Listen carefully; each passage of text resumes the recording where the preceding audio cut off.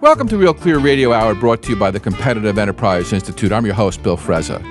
This week, we focus on civil disobedience. In the second half of our show, historian William Hastings Burke takes us through the forgotten story of Albert Goering, Luftwaffe commander Hermann Goering's little brother, who risked his life saving Jews from the Nazi Holocaust. Up first, political scientist, commentator, and American Enterprise Institute fellow Charles Murray takes us through his just-published book, By the People, Rebuilding Liberty Without Permission. Charles, welcome to the show. It's my pleasure, Bill. Charles, your book takes as blatant an adversarial stance against the federal government as the Declaration of Independence did against King George. Has it really come to that? I came to the position that this kind of adversarial stance is appropriate only after a couple of years of work.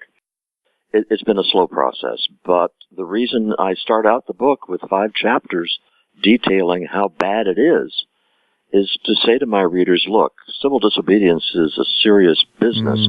We'd better have an adequate reason for it, and I think we do. Why do you think the constitutionally limited republic of strictly enumerated powers defined by James Madison and others is dead? Because some of the Supreme Court decisions in that key period from 1937 to 1942 cannot be reversed. Just give you one example. There is this phrase called general welfare that introduces the enumerated powers. And until 1937, it was interpreted as simply an introductory phrase that did not affect the enumerated powers. But a Supreme Court decision said, no, the government may spend on general welfare, basically trashing the enumerated powers. Once that was done, the cat was out of the bag. You can't go home again. You called Woodrow Wilson the first president who was critical of the Constitution. What did you mean by that? He said the Constitution was outdated. He said, well, you had these guys back in the 18th century, and they were living in a Newtonian universe where everything was mechanical and so forth. And now we know that we live in an evolutionary world, the world of Darwin, not of Newton. And so we must have discretion to go without checks and balances. He was very open about this. There was nothing, no subtext. He just said, checks and balances are a nuisance. We've got to get rid of them. We've got to have a strong leader that can use disinterested experts to make the right decisions. It's pretty stunning stuff, and he was very explicit about it. Well, he had a lot of help. You accused the famous liberal Supreme Court Justice Louis Brandeis of speaking about the founders with contempt. Why? Well, why he did it's a question I can't answer, but the reason I use the word contempt is that his language is contemptuous. He talks about the judges having complacently applied the mechanical jurisprudence, by which he's talking about interpreting the law. Right. Whereas he wanted, along with the other progressive judges, they wanted a sociological jurisprudence that would take into account changing economic and social conditions.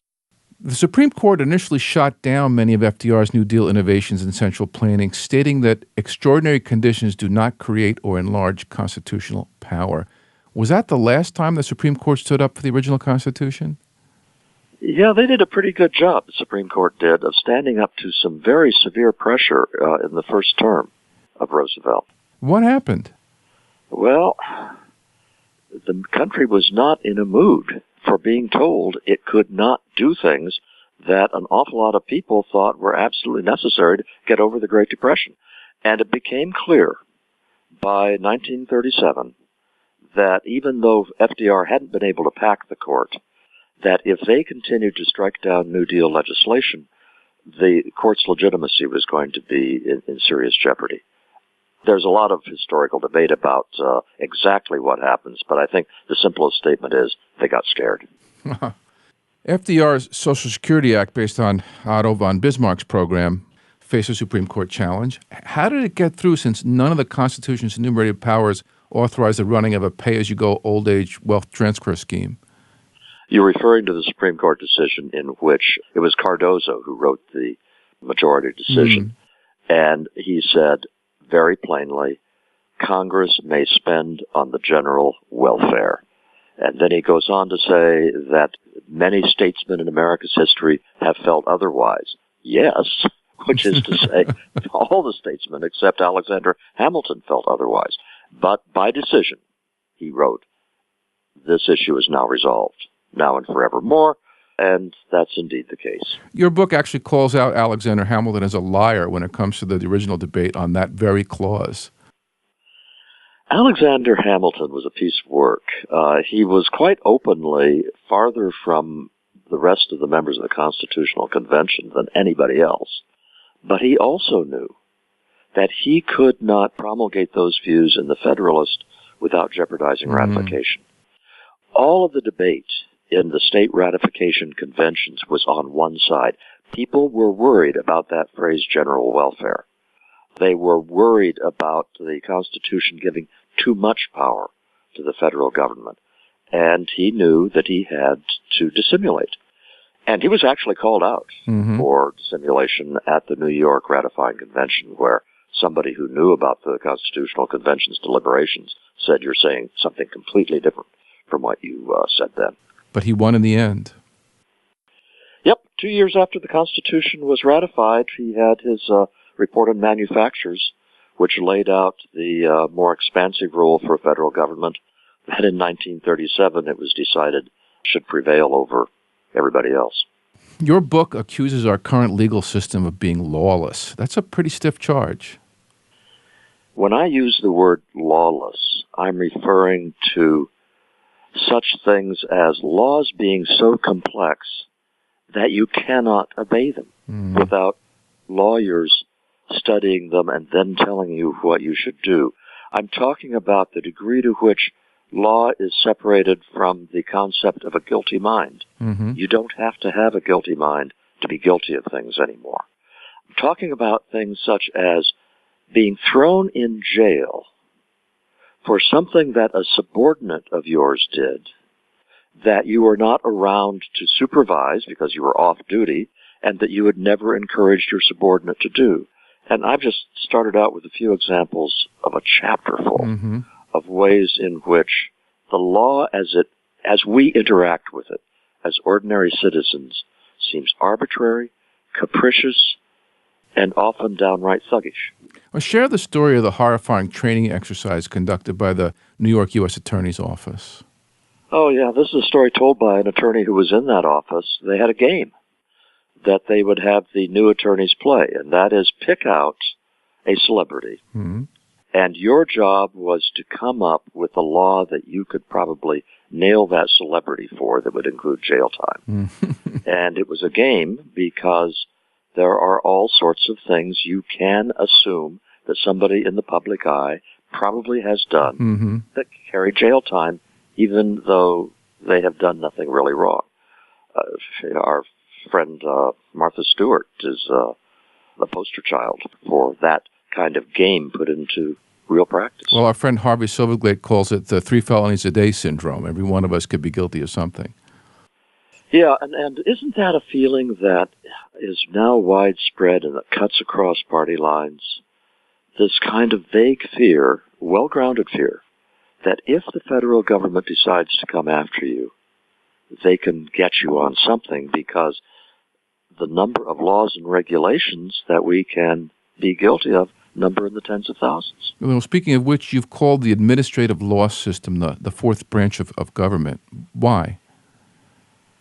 Bill, this was terra incognita to me. I had never known that the administrative law system exists independently of the regular court system.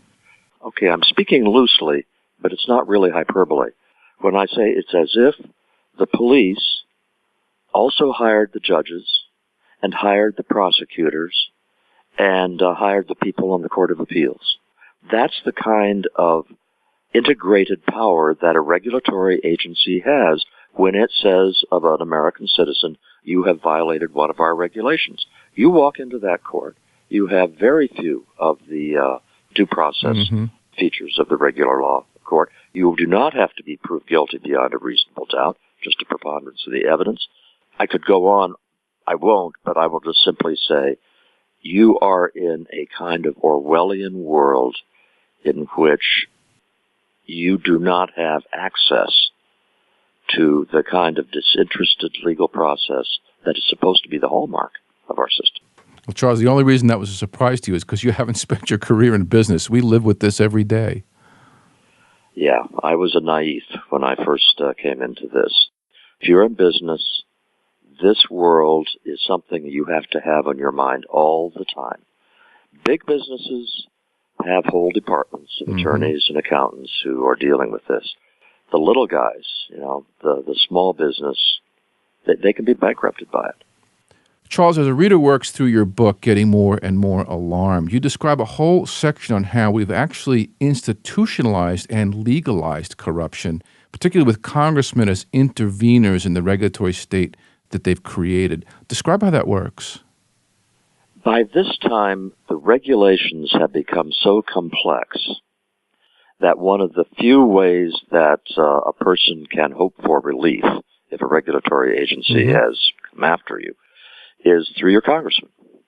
The congressman can call up the regulatory agency, and because there are lots of mutual back-scratchings that go on between Congress and the regulatory agencies, they can oftentimes get a preferred interpretation of the regulation for you. But it's going to cost you. There's a price list. I've rented congressmen and senators before. Everybody does it. You know who actually systematized this as much as anyone else is Republican Tom DeLay. Tom DeLay had a book that was out in his outer office for everybody to look at, which showed exactly who had contributed how much, and if you wanted to be a friendly, you had to contribute an amount appropriate enough to get face time with Tom DeLay. There was, no bones about it. The Democrats are just as bad, but the Republicans have done some pretty awful things too. It's a systemic problem. It's not a partisan problem. And it seems to work through a revolving door. There's a lot of people that are getting rich through a life of government service that didn't happen before. Yeah, that's cashing in is the phrase for it. You spend your time in Capitol Hill just making your meager $80,000 or $90,000 a year, and then you go out into the private sector, start to work for the lobbyists, and pull down the big bucks. It is indistinguishable operationally from the way that people in kleptocracies get rich in public service. And that's actually, Bill, the analogy I use. I'm not saying that we have congressmen and senators who are more venal and corrupt than they used to be. The system has become one in which it's very hard to tell how the dynamics of a kleptocracy differ from the dynamics that go on in Washington every day if for the word bribe you substitute the phrase campaign contribution. Of course. That's what we all called it. How many registered lobbyists are there, and how many total lobbyists are in Washington? The number that are officially registered escapes my mind. It's on the order of 10,000 or so maybe, but that's not really the point, because when they tried to clean up the lobbying situation with the law passed some years ago, a lot of lobbyists just went off the books. So they now work at law firms as special assistants, or you have the famous case of Newt Gingrich, who pulled down several $100,000 a year. I guess it was for Freddie May as a historian.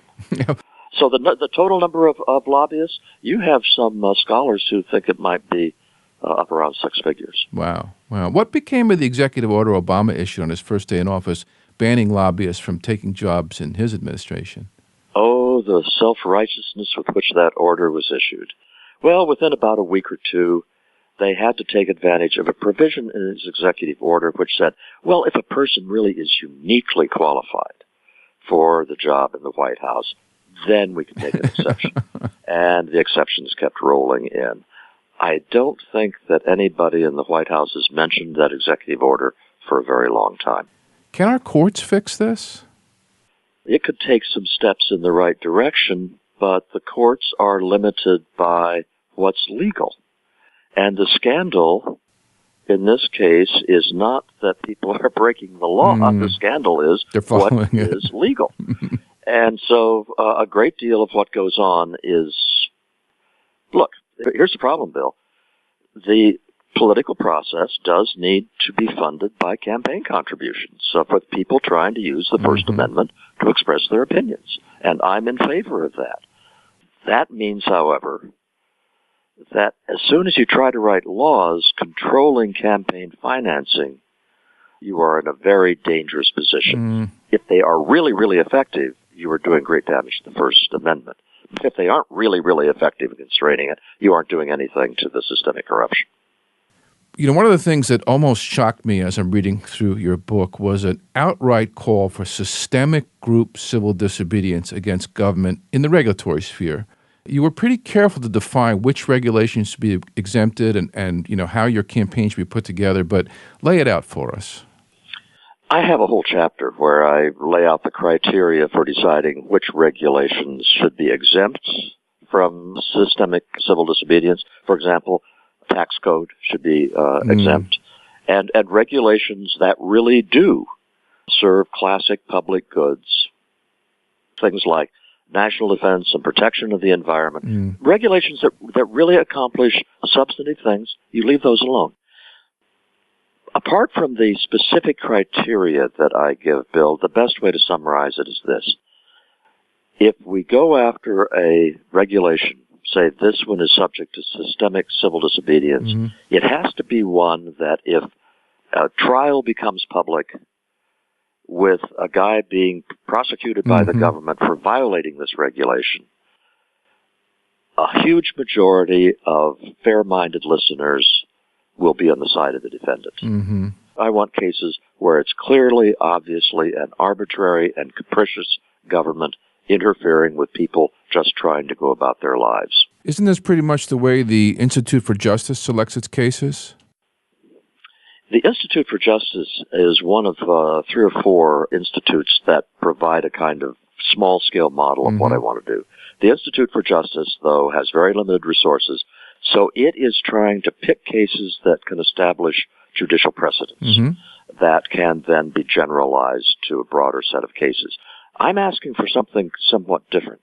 I want to overload the system.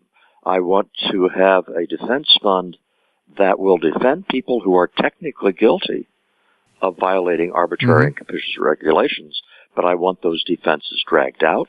I want them publicized, and they should be sufficiently numerous that the regulatory agencies have to say, wait a minute, this guy didn't really do anything that hurt anybody. We're facing really onerous litigation if we take it on. Do we really want to go after this guy? Are you really going Saul Alinsky on us at the age of 72? Yeah, I think you're supposed to get less radical as you get older, aren't you? There are good reasons to be radicalized by what's happened. For those of us who, I call us Madisonians. I'm not talking about strict libertarians. I'm basically talking about people who revere the constitutional order that the Madisonian Constitution set up, who revere limited government, who want to allow people to go about living their lives as they see fit. And here's the radicalizing reality. That image of the United States as the land of the free, in that sense, is no longer valid. We no longer fit that description. Well, tell us about this Madison Defense Fund. It sounds pretty interesting. Well, it's the model. It would be, let's say, like legal services, which helps poor clients. It would be privately funded, and it would be very explicitly on behalf of ordinary people. So it's not going to be used to defend Exxon against the EPA or other large corporations. And its business is to help out people who can make a really good case that the government is going after them for no good reason, and they need help, or else they're going to be driven out of business. Actually, it was one such case that inspired the book in the first place, with a guy we know who told the government, I'm going to fight this in court. And the response was, you try that and we'll put you out of business. That's the kind of person I want this fund to help. You know, you say that your goal is not necessarily shutting down all the agencies or rewriting the laws, but changing the execution of those laws into a sort of a no harm, no foul regime. Describe that. Yeah. No harm, no foul is a phrase that is used in sports. So that in any National Basketball Association game, the referees could call a foul on just about every trip down the court. But they don't do it unless there is something that affected the course of play. Well, it's the same way that state troopers behave on interstates. I mean, technically, state troopers can ticket anybody who's going 1 mile over the speed limit, but they don't. And I want the regulatory agencies to start to behave in that way, that they only go after somebody if there's not just a technical violation of one of the zillion regulations, but the person in question has done something that is wrong, that is harmful, that they can make a public case needs rectification. That's all I want them to do. It seems like a small enough thing to ask. So you're basically pointing out that we're all engaged in civil disobedience pretty much every time we drive our car on the highway anyway. Yeah, if you try going the speed limit on an interstate, you are going to get passed a whole lot of times by a majority of the drivers. But there are all sorts of other ways in life in which we are breaking the law all the time. Every good restaurant in the country is in violation of a dozen different restaurant regulations Sure. if an inspector happens to walk in, because a busy kitchen can't be run in the way that the restaurant regulations demand. And physicians will tell you the same thing. Almost every profession, and I bet you could tell stories yourself, Bill, Sure. will tell you ways in which these regulations are written by people who are living on another planet. They've never done it. They've never been there, right? They have no idea how they are affecting the lives of people who are trying to practice a vocation as best they can. So, Charles, as I'm reading your book and getting more frightened and discouraged, toward the end, you turn the corner and you mention the role that technology could potentially play in helping us out of this mess. Give us some examples. 4 letters, U-B-E-R. Now, there are a whole bunch of other examples. Sure. Uber is so beautiful as an example of how the Leviathan state is in big trouble. I mean, if you look at it carefully, civil disobedience is their business model. That's right. Uber doesn't go to the city council hat in hand and say, would you mind if we start having our service provided here? They just start it. And by the time that the city council and the taxi cartel get together and say, we got to do something about this, in most cases, Uber is already so popular that there is a political cost to trying to stop it. Plus, Uber has really deep pockets. So will they win every battle? No, they won't. But it's that kind of ability of technology to cut through a lot of the sclerosis in the governmental systems is just starting. Nobody could have imagined Uber 15 years ago, and we really can't imagine all the ways it will happen. But technology is going to be liberation technology in an important sense. So aside from getting everybody to go out and read your book, it sounds like you need a couple of billionaires to get the Madison Fund started. I will tell you, I have talked about this idea in front of some affluent audiences, and I've had a number of people with a lot of money saying, this is a great idea. I think we underestimate the number of principled supporters of limited government that there are among the billionaires and the centimillionaires. They are out there, and they are deeply distressed by what's happening to the country, not because it's cutting into their profits, but because it's destroying a culture, a civic culture that they really love. I think the money will be there. I think this is a possible dream. Here's where I want to get, Bill. I want to get to the point that government is an insurable hazard, sort of like tornadoes and floods, and leaving us free if we paid our insurance premium to go about our business as we see fit. Well, Charles, good luck to you. Keep in touch, and thanks so much for being on the show. I've enjoyed it. That was Charles Murray from the American Enterprise Institute here on Real Clear Radio Hour, brought to you by the Competitive Enterprise Institute. I'm your host, Bill Frezza. Please check out Real Clear Radio on Facebook or follow us on Twitter at Real Clear Frezza. And stop by RealClearMarkets.com, my go-to place for diverse views on political economics. Ahead, historian William Hastings Burke tells the tale of Hermann Goering's little brother Albert and unsung Oskar Schindler. Stay tuned.